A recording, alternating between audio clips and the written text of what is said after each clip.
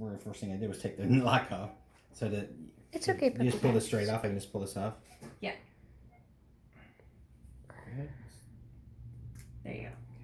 And so, in general, you want the bevel up, but that's not This up like that? Yeah, but it's not necessarily the most important part. So right here, yeah, you made a little tent.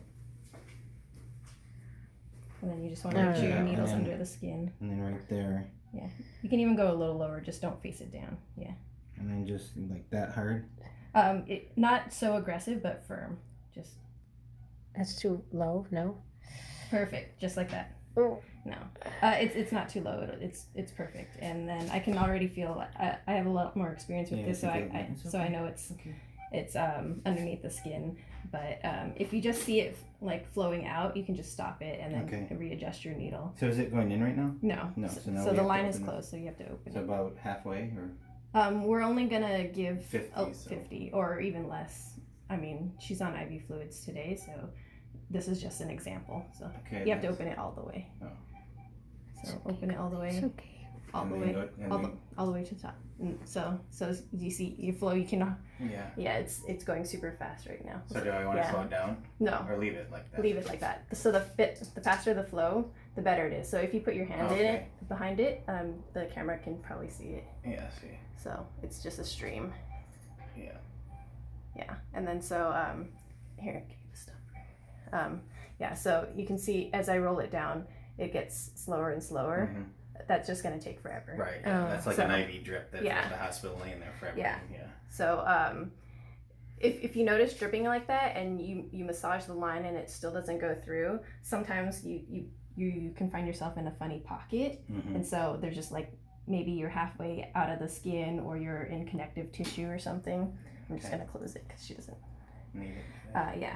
And so you just kind of have to readjust the needle to make sure it's fully under the skin in a good empty pocket.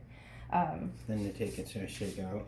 So what I'm going to do is, so one thing that can happen is when she gets closer and closer to 500, there's going to be a lot of pressure under the skin, and so sometimes the needle will move. And so if it does, don't be too alarmed because sometimes it'll face down, but there's just going to be this huge patch of fluids right before it gets absorbed.